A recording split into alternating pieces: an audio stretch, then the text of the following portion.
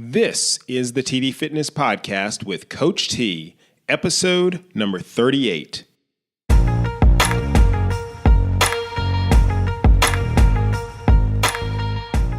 Welcome to the TD Fitness Podcast, giving you ways to live a healthy lifestyle without giving up the things that make life worth living. And now your host, certified health coach and personal trainer, Coach T.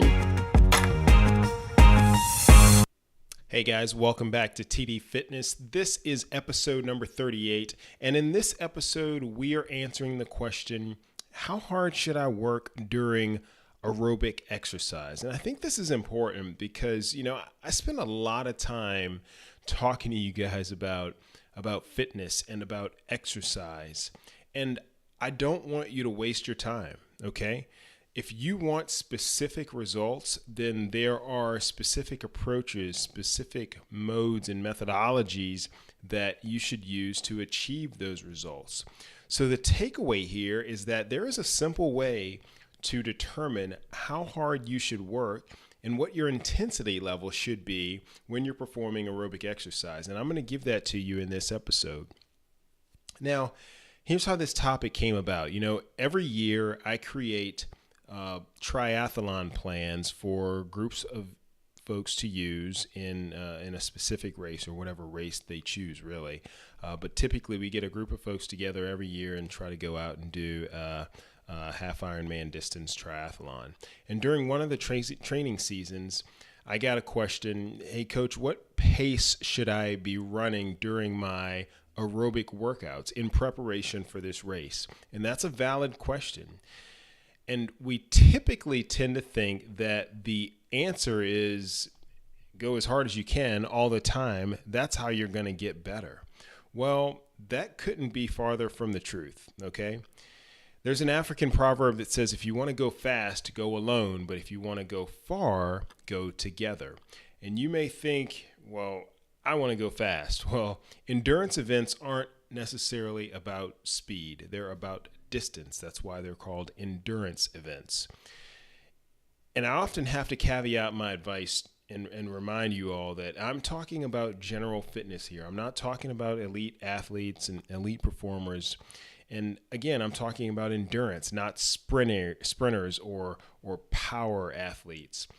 Because many of you who follow TD Fitness are embarking on your first endurance event, even if it's, what's considered to be a short event, something like a 5K. You're still starting your first one, and I want you to be as prepared as possible when it comes to understanding the best way to train.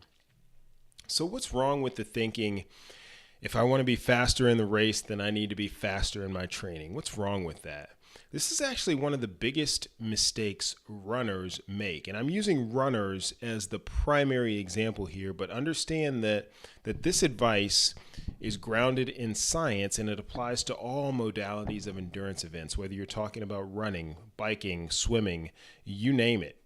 And yes, that was my subtle reference to triathlon to try to work some subliminal messaging in there. But back to the scenario, we tend to think that running faster in training is going to lead to running faster in the race. So we run faster than our fitness level and expect our body to catch up all during training. I want you to remember this. Races tell you how fast you are, and that should dictate your training speeds. It's not the other way around. So instead of practicing running faster, you want to improve your body function so that you will be able to run faster.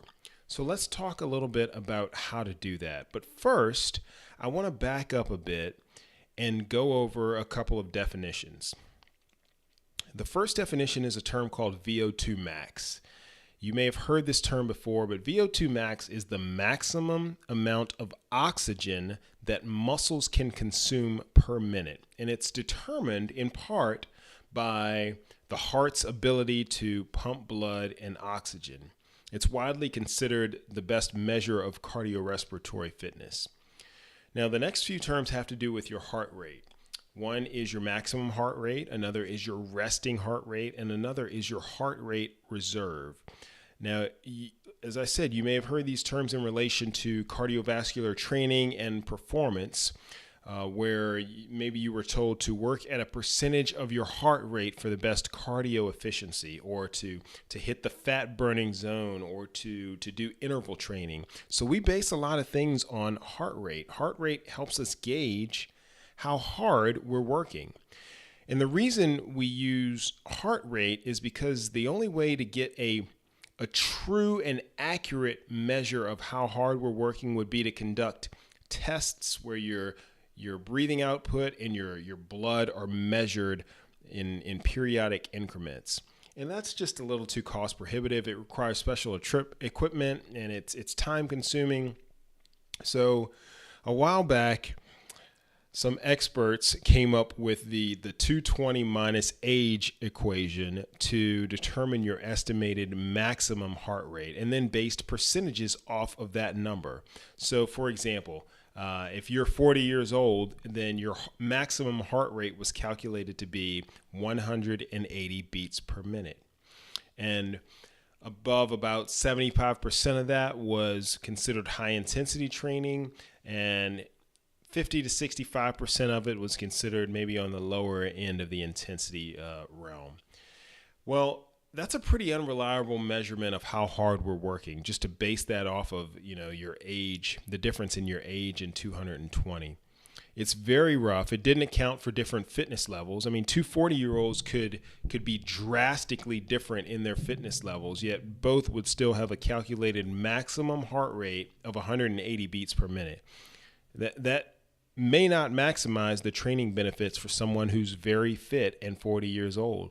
But even worse, you could really hurt somebody, or worse, if they're not fit at all and they try to exercise based on 180 beat per minute maximum calculation. So then heart rate reserve came about, and I was pretty excited about that. That essentially took your resting heart rate into account. It assumed that a low resting heart rate meant that you were more fit. So the difference then between your maximum heart rate and your resting heart rate was called your heart rate reserve. And you based your workouts on a percentage of your heart rate reserve. And that was a commonly accepted practice in the fitness industry. A lot of people still use this, basing your exercise intensity on a percentage of your heart rate reserve. But unfortunately, the ranges provided are often so broad that they don't really give us any real guidance. So let's circle back to how to train the right way for cardiovascular fitness and endurance.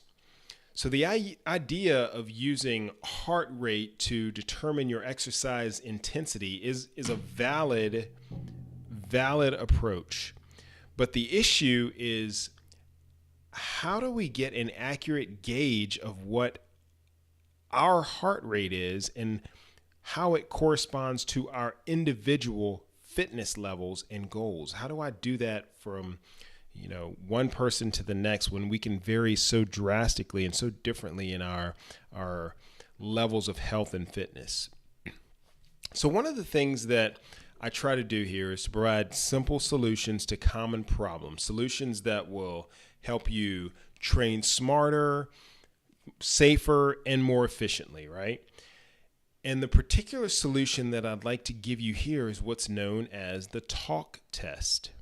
And here's how it works. So you have to understand first that there's a spectrum of the type of fuel that's used for energy as exercise intensity increases. So at rest, if you're not doing anything, if you're just sitting on the couch watching TV, your body is primarily burning fat. And oxygen is required in this state. In that case, we have plenty of oxygen. We're just breathing. It's readily available. We're not exerting ourselves at all. So there's plenty of oxygen coming in. In fact, that's the definition of aerobic. It means requiring oxygen. But as you gradually increase your intensity in exercise, you require more and more oxygen to burn more and more fat for fuel. This is what's commonly referred to as the fat burning zone, those low intensity exercise regions. So as Exercise intensity increases, though. You move from aerobic exercise, where you're burning primarily fat, to anaerobic exercise, where you're burning primarily carbohydrates.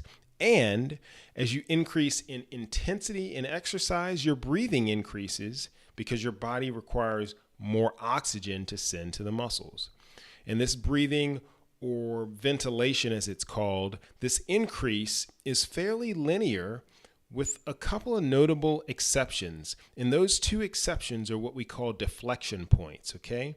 The first occurs at a point when the body can no longer supply its energy needs aerobically. So it needs to begin supplementing that with anaerobic metabolism. And this point has several names. It's been referred to as the ventilatory threshold, or VT1. That's what I'll call it here in this episode. Some people call it the crossover point. Others call it the lactic threshold. So you're no longer primarily burning fat. You move into burning carbs as the primary fuel source. And when you burn carbs, the body produces lactic acid. The lactic acid begins to accumulate in the blood. The science and chemistry behind this is beyond what I want to get into here, but what results is an excess production of carbon dioxide, or CO2. We expel CO2 when we breathe, right? And this excess carbon dioxide causes us to breathe harder, initially by breathing deeper.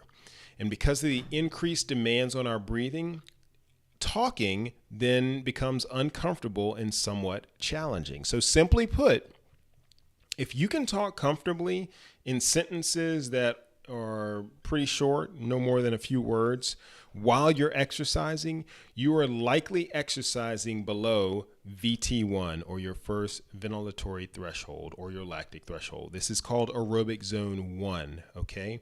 The low intensity exercise.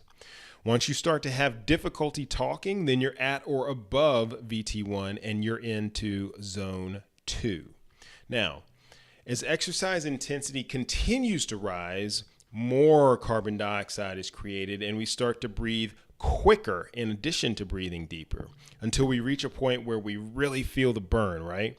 It's hard to sustain that. We're at the higher end of our capacity now, and that's that second deflection point, or VT2. And shortly after you reach that point, you'll have to reduce your intensity to continue, because the lactate levels they rise past the point where the body can get rid of it. So above VT2, we're in zone 3 of exercise intensity. So if your response to the question, while you're in zone 3, if somebody asks you, can you speak comfortably right now? If the answer is a flat no, then you are at or above VT2 and you're in zone 3. So a quick recap. Your heart rate, when it's below VT1, you're in zone 1. If it's above VT2, then you're in zone 3, and anything in the middle is by definition zone 2. So what on earth does this have to do with how fast you should run? Well, you should know that elite athletes spend approximately 75% of their training time in zone 1, that low intensity zone where it's easy for them to converse and talk. And they spend about 15 to 20% in zone 3. That's the really hard, the interval training. They hardly spend any time, though, in zone 2. One of the certifications I hold is through the American Council on Exercise, and they developed a model where it essentially says the same thing. It's recommended that 70 to 80% of aerobic training be done in zone number 1. Less than 10% in zone number 2, and about 10 to 20% in zone 3. So again, minimal time in zone 2. Yet, when we try to exercise faster, to run faster in a race, we're primarily exercising in zone 2 because we can't sustain zone 3 for any length of time. I mean, you're gassed when you're in zone 3. Instead, though, what we should do is train primarily in zone 1, in those very low intensities, and spend time in zone 3. Zone 2 doesn't do much for us at all. So to understand the kind of counterintuitive nature of this, let me explain it this way. imagine you're looking at a map. Okay, your location is depicted on the left side of the map, and the point where you want to travel to is on the right side of the map. And you can take the straight route, a direct line that happens to have a lot of mountains, some terrain, maybe a body of water for you to cross, but it is the most direct path. Or you can take the longer distance going around all that, and you'll probably get there in less time and with less effort. So while the most direct route seems like the best way to go when you look at it from above, when you're looking down at the map, when you're actually on the ground, you can see it in the other dimensions. You can see the mountains and so forth. And in the long run, and there's a pun intended there, in the long run, you should smartly use your training zones to provide a shorter path to your goal of improving your time. I've talked about something similar in previous episodes. If you remember the outcome-based and performance-based goal discussion. So just a recap or a reminder, outcome-based goals are goals like, I want to lose 10 pounds in 2 months, right? You don't have a lot of control over whether or not you lose 10 pounds in 2 months because there's a lot that goes into it that's simply beyond your control. But a performance-based goal would be, I will exercise 3 days a week, or I will eat vegetables 4 days each week to improve my diet. You can control performance-based goals because they require action on your part, but you can't control the outcome of losing 10 pounds because there may just be things happening metabolically that are beyond your control. So we talk about this in the Fit Life program. Well, you can control the rate and intensity of your exercise. You can control your performance. You can keep it in zone number 1. You can exercise in zone number 3 from time to time, and you can avoid zone 2 or minimize your time in zone 2. And that's the best way to get faster. Because by exercising in zone 1, you build the most important muscle, the heart, because you give it a sustained workout that you can maintain, okay? And by exercising in zone 3, you provide that occasional push that we need to get better, to go beyond our limits. But you don't have to do this that often. When you're in zone 2, you're basically working the heart and the muscles too hard to reap the benefits of any kind of sustained growth because you can't maintain it for long enough periods. And you're not working hard enough in zone 2 to tap into the zone where you push yourself to get better. It's kind of like the iced tea and hot tea saying, right? So a lot of people like iced tea. A lot of people like drinking hot tea, but no one likes lukewarm tea. So sipping iced tea on a hot day is like exercising in zone 1, and drinking hot tea is like doing interval training in zone 3. When you're in no man's land in zone 2, you're just adding unnecessary stress to your legs without any extra benefit. So I encourage you to use the talk test to determine your heart rates that define those zones. And the zones can be different in each discipline or sport because each different type of discipline, whether it's running or biking, they each tap into our metabolic systems in different ways, okay? So you may actually have a different heart rate associated with VT1 when you're running than you do when you're riding your bike. So there's some benefits to this talk test. You know, as I said, in the past, we had to rely on tests that were done in special settings like laboratories with specialized equipment, specifically trained personnel to help us determine our heart rate zones. But now science has shown us that the talk test is indeed a valid and reliable way for accomplishing the same thing. You don't need an expensive exercise test to determine appropriate training intensity. So you want to find VT2 and then exercise slightly above it for short periods of time. Again, that's zone 3. That's your interval training. And then you want to come back down and exercise below it. And that's going to increase VT2 over time and improve your performance and your ability to exercise at those higher intensities for longer periods of time as you go on.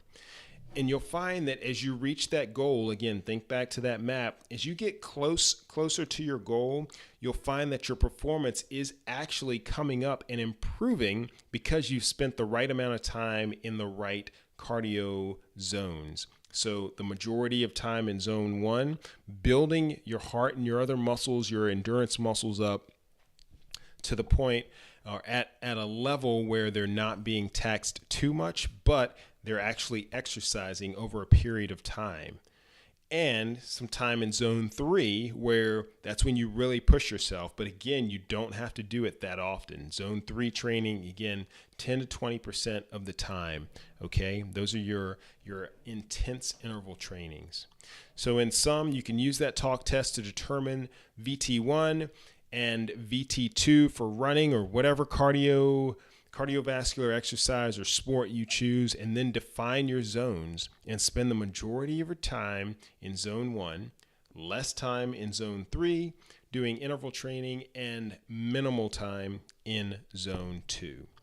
That is all I have for you in this episode. I want to remind you that the show notes for this episode can be found at tdfitness.net/038. There you can get the show notes. You can